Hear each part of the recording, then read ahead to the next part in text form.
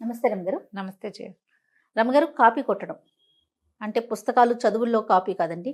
వ్యక్తుల్ని, వారు చెప్పే విధానాల్ని, వారు అనుసరించే పద్ధతుల్ని కాపీ కొట్టడం కరెక్టేనా? కాపీ కొట్టడం అంటే ఎవరు వాళ్ళు ఏం చేస్తున్నారో చూసి మనం కూడా అలాగే చేయటం కదా. దీన్ని మనం కాపీగా అనుకోకూడదు, అనుసరించడం అనుకరించడం అనొచ్చు.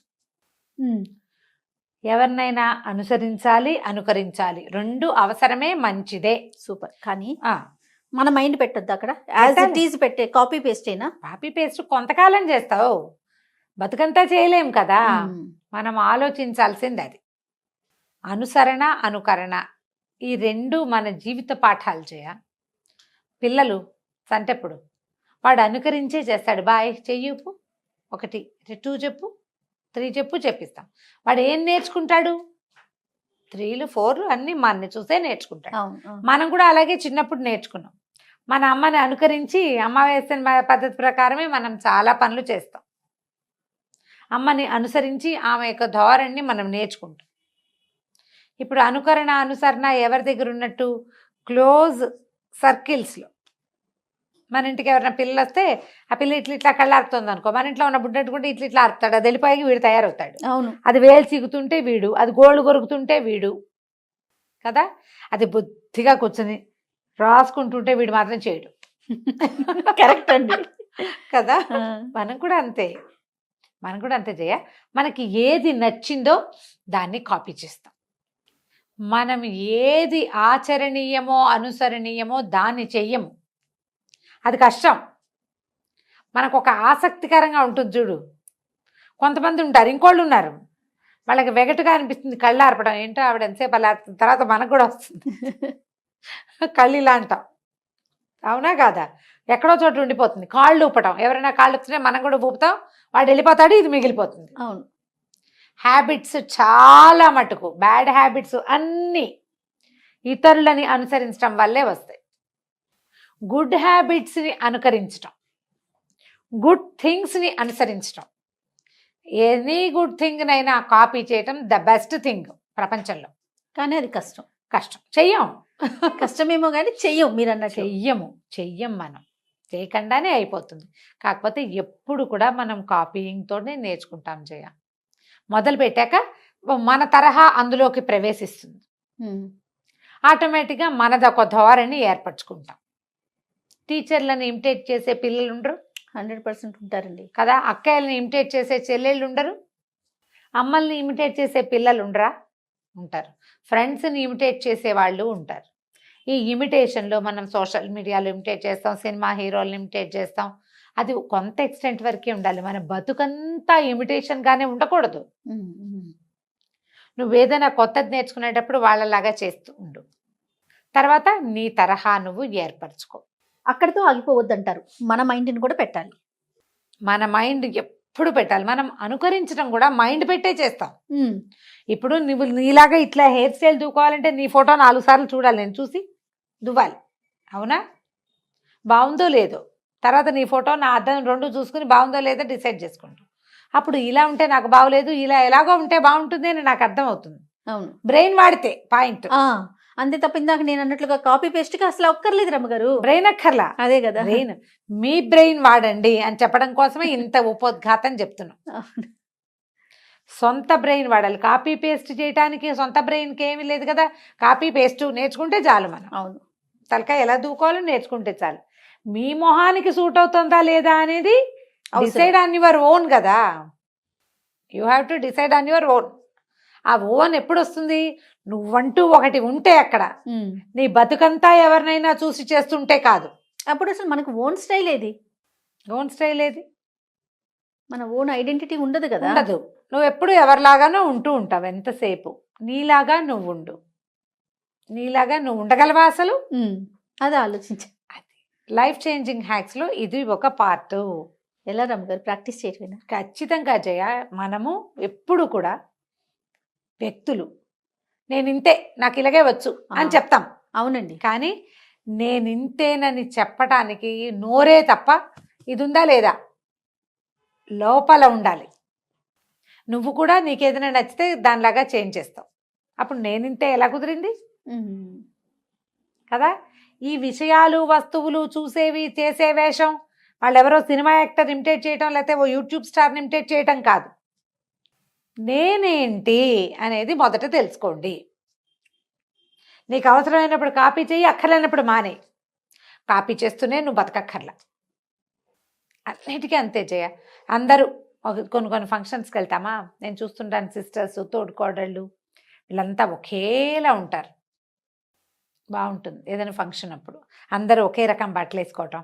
ఇప్పుడంతా థీములు కదా. అదే బయట కూడా చేయాలంటే చేస్తారా మీరు? అసలు బాగుంటుందా? బాగుంటుందా? మా ఇంట్లో పిల్లలు ఇద్దరు అక్కా చెల్లి కూడా ఒకే రకం బట్టలు వేస్తే ఒప్పుకునేవారు. ఏంటి బ్యాండ్ మేళంలాగా మేము వేసుకోం అని పోట్లాడేవారు పిల్లలు. బ్యాండ్ మేళం పనికిరాదు వాళ్ళకి. బ్యాండ్ మేళాలు ఇష్టపడరు. బ్యాండ్ మేళం అలాగే కదా, అందరూ ఒకే రకం బట్టలు వేసుకుంటారు. యూనిఫామ్ కదా. ఆ యూనిఫామే ఇలా మా పెళ్ళిళ్ళలో వస్తే మా ఆడపిల్లలంతా మా అక్కయ్య పిల్లలు ఎదురు తిరిగారు. బ్యాండ్ మేళం బట్టలు గిట్లు ఇలాంటివి పెట్టకండి ఏంటది అని వాళ్ళు చాలా ఎగనెస్ట్ దానికి. ఎవరి స్టైల్ ప్రకారం వాళ్ళు ఉంటారు. ఏ రంగుకి ఆ రంగు ఉంటే బాగుంటుంది. అన్నీ కలిపి ఒకే రంగు తెల్ల రంగు చేస్తే ఏం బాగుంటుంది? ఇది ఆ వాక్యం అవాళ విన్నా 20 ఏళ్ల క్రితం చెప్తున్నాను నేను. వేరు కలర్స్ బాగుంటాయి, అన్నీ ఒకే రంగు వేసుకుంటే ఏం బాగుంటుంది? పిచ్చిగా బాగోదు. ఏదైనా సరే కొంత ఎక్స్టెంట్ వరకు అనుసరించండి అమ్మా, అనుసరించండి. ఇప్పుడు నేను ఒక విషయం చెప్పాను, నేను చెప్పింది చెప్పినట్టు తూచా తప్పకుండా చెయ్యాలనుకోవద్దు. మీకు అది చేతొచ్చేదాకా చెయ్యండి. తర్వాత మీ స్టైల్లో మీరు చేయండి. వంకాయ కూర చూసాం, దీంట్లో చూసేసాం కుక్కరీ షోలో. నేను చెప్పినట్టు చేస్తేనే కుదురుతుందని చెప్తారు పాపం. ఇలాగే చెయ్యాలి, ఖచ్చితంగా ఇలానే చేయాలని చెప్తారు. చెయ్యి. తర్వాత ఇంకా నువ్వు ఎప్పటికీ సొంతంగా ప్రతిసారి అది ఓపెన్ చేస్తావా? బ్రెయిన్ వాడద్దు. బ్రెయిన్ వాడండి. ఐడియాలజీ సొంతంగా చేసుకోండి.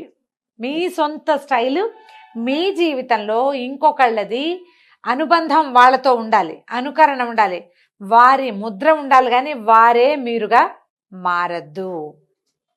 ముద్రలు క్రమంగా పాతబడాలి. మనల్ని చూసి కొంతమంది అనుకరించేలాగా మనం తయారవ్వాలి కదా. అవ్వాలి, లేకపోతే నీది నువ్వే. నిన్నెవరు అనుసరించద్దు, నువ్వెవరిని అనుకరించద్దు. అంతే, నీది నీకే. వంకాయ కూర నేర్చుకున్నారు ఎవరైనా, అదే వంకాయ కూర నేర్చుకున్నావు, దాన్ని వాళ్ళు జీలకర్ర వేసారు, నువ్వు ధనియాలు చేసి చూడు. వాళ్ళు పల్లీలు వేసారు, నువ్వులే వేసి చూడు. వాళ్ళ పిల్లని వాళ్ళు అదేదో చదివించారు, నువ్వు ఇంకోటిసారి చదివించు. వాళ్ళలాగానే నువ్వు చేయక్కర్లా. అంతే. పోనీ వాళ్ళలాగా మనం చేసినా మీ రకం మీది. ఇలా చూడు, ప్రతిదీ చేయ. ఈ వంకాయ కూరలో నువ్వులా పల్లీలా దగ్గర నుంచి పిల్లాడిని ఇంజనీరింగ్గా ఈసీనా అనేది కూడా కాపీయే. అవును, వాళ్ళ పిల్లాడిని వాళ్ళు ఐఐటి పంపించారు కాబట్టి మన పిల్లాడు వెళ్ళకపోతే కుదరదని. ఎందుకు వీడి శక్తిని అనుసరించి వీడేదో చేస్తాడు కదా. మనం ఆ చిన్న విషయం దగ్గర నుంచి ఈ పెద్ద విషయం దాకా, పండక్కి వాళ్ళు 10,000 పెట్టి బట్టలు కొన్నారు కాబట్టి మనం కూడా 10,000 పెట్టి కొనాలి. మన శక్తిని అనుసరించి కొంటాం, మన అవసరాన్ని బట్టి కొంటాం. వాళ్ళు 10 మనము 10 అయినంత మాత్రాన కాపీ అయినట్టు కాదు అది. మీ స్టైల్ ప్రకారం మీరు చేయండి. ఆలోచన మార్చుకోండి, చాలా ప్రధానమైనది. ఏంటంటే మనం కొంత మటుకు అనుసరించాలి. మనము అలా గుడ్డిగా అనుసరించవలసింది ఎవరిని? భగవంతుణ్ణి, గురువుని. ఈ 2 గుడ్డిగా అనుసరించాలి. మిగిలిన అందరినీ చూసి బాగుంది, వీళ్ళ పద్ధతి చాలా బాగుంది అని తీసుకోండి సరదాగా. తర్వాత అందులో మీదైన మీ పద్ధతిని చొప్పించుకోండి, ఓన్ చేసుకోండి దాన్ని. వాళ్ళ ఐడియానే ఓన్ చేసుకోవద్దు. ఆ ఓన్ చేసిన దాంట్లో మీ ఓన్ రంగు కొంత వేయండి దానికి. అది మీకు ఎంత సాటిస్ఫాక్షన్ ఇస్తుందో ఒకసారి ఆలోచించండి. సెల్ఫ్ సాటిస్ఫాక్షన్ అనేది ఒకటి ఉందా? ఎవరినైనా ఇమిటేట్ చేయడంలో ఎంత సాటిస్ఫాక్షన్ ఉందో, మీ ఓన్ థింగ్ని దాంట్లో చొప్పించడంలో దానికి 100 రెట్లు సాటిస్ఫాక్షన్ వస్తుంది. నాది గ్యారెంటీ. నిజంగా మీరు ఏదైనా సరే, ఎలాంటి విషయమైనా, ఇప్పుడు అక్కయ్యలేవో వస్తువులు కొనుక్కుంటారా, చాలా బాగున్నాయి అంటారు, బాగుంది అంటుంది. వాళ్ళ ఇంటికి వెళ్ళినప్పుడు చూసాం, నచ్చింది మనం కూడా కొనుక్కున్నాం. అది కాపీ కాదు. వాళ్ళు ఫాలో అయ్యారు, వాళ్ళు చేస్తున్నారు, వాళ్ళ ఇంట్లో చూసాం. ఇవన్నీ కాపీలా అని అనుకోకండి, అవన్నీ కాపీ కాదు. లివింగ్ స్టైల్ వాళ్ళలాగానే మనము జీవించాలన్న భావనతోటి చేసేది మాత్రం ఖచ్చితంగా కాపీయే. వాళ్ళ పద్ధతి, వాళ్ళ పరిస్థితి, వాళ్ళ అవకాశాలు, వాళ్ళ ఆలోచనలు వాళ్ళవే. మన పద్ధతి, మన అవకాశం, మన ఆలోచన, అన్నీ ఒక రకంగా ఉండి మన ఆలోచన మాత్రం వాళ్ళ మీద ఉంటే ఎట్లా? ఇవన్నీ వేరు కదా. మనకు ఉన్న దాన్ని బట్టి కదా, పిండి కొద్దీ రొట్టెలు చేయాలి కదా. అంతే కదండి. చెప్పు, ఇంత గోధుమ పిండి ఉంది, వాళ్ళ ఇంట్లో ఇంతంత రొట్టెలు చేసుకుంటారు, ఇంత దాంతో 100 రొట్టెలు చేస్తారు, ఎలా తింటారు కదా. ఇలాంటి ఆలోచన దృక్పథాన్ని తగ్గించుకోండి. వాళ్ళు ఎవరో చేశారు, మనం కూడా చేసేయాలి. వాళ్ళు ఎవరికో వచ్చేస్తుంది, మనకు కూడా వచ్చేస్తుంది. లేకపోతే కొన్నిసార్లు పులిని చూస్తే నక్క వాత పెట్టుకున్నట్టు వాతలు పెట్టుకుంటూ ఉంటాం అనవసరంగా. కొన్ని చోట్ల తెలివి తక్కువగా పప్పులో కాలేస్తాం. ఎందుకు చేశానా ఈ పని అని ఎంత బాధగా ఉంటుందో చెప్పుకోలేము, ఆ సిగ్గు దాచుకోలేకపోతాం, బాధగా ఉంటుంది. అందుకని ముందే జాగ్రత్త పడండి. ఏదైనా చూస్తే మంచి విషయం, ఏదైనా మిమ్మల్ని ఆకర్షించిన విషయం ఉంటే అది మనం చేయగలమా, మనం తూగలమా అనేది ముందు బేరీజ్ వేసుకోండి. తూగలేనిదైతే కాపీ కొట్టద్దు, తూగలిగేదైతే ఇంకా దీనికి మనం ఏం కొత్త రంగు పూయగలం అనేది ఆలోచించండి. పూయగలిగిన దాన్ని తీసుకోండి, అప్పుడు ఈజీగా ఉంటుంది. ప్రధానమైనది ఏంటంటే ఇవన్నీ అసంతృప్తులకి కారణాలు అవుతాయి జయ. మనం ఈ కాపీయింగ్ మెథడ్స్ ఇలాంటివి ఏంటంటే ఎవరినైనా చూసి వాళ్ళనే అనుకరించి వాళ్ళనే అనుసరించి ఉంటే మనకు ఒక లోపల ఆత్మ ఒక ప్రత్యేకత కలిగి ఉంటుంది. ప్రతి జీవాత్మ సెపరేటే. ప్రతివాడి నాలుక, ప్రతివాడి కన్ను, ప్రతివాడి మైండ్ వేరేగా ఉంటాయి. దానిని నీ సొంత ఓన్ థింగ్ని గుర్తుపట్టు మొదట నువ్వు. కొంతవరకే మనం పెరిగే వరకే మనం ఈ ఫాలోయింగ్ ఉంటుంది మనకి.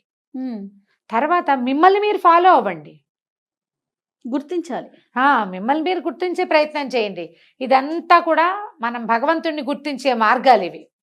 ముందు మనని మనం గుర్తించుకుంటే అప్పుడు దేవుణ్ణి గుర్తిస్తాం మనం. పూజల దగ్గర నుంచి వాళ్ళు ఎవరో గ్రాండ్గా చేశారు, పలానా రకంగా చేశారు, మనం కూడా చేయాలి. వాళ్ళు అది బాగా చేశారు, మనం కూడా చేయాలి. వాళ్ళు అది ఏదేదో బాగుంది, మనం కూడా చేయాలి. అన్నీ ఇంతే చేయ పాపం. అవును, ఓన్గా చేసుకోలేకపోతారు, ఆ పద్ధతిని కూడా ఫాలో అవ్వరు పాపం, తెలుసుకోలేకపోతారు జయ. ఎందుకంటే ఇలా ఆత్మ ప్రచోదనం కుదరదు కదా, కుదరక బాధపడుతూ ఉంటారు. మేము స్టార్ట్ చేసాం, మాకు కుదరలేదు, వాళ్ళ కుదిరింది అంటే వాళ్ళ మీద ఈర్ష్య, అసూయ వస్తాయి. అవును, సెల్ఫ్ డిస్సాటిస్ఫాక్షన్ వస్తుంది. దాని ద్వారా బాధ, ఒత్తిడి, అందులోకి పోవద్దు. కొన్ని కాపీ కొట్టండి. కాపీ కొట్టిన ప్రతి పుస్తకానికి ఒక రంగేయండి కొత్తది. ఆ రంగు మీ సొంత రంగు కావాలి.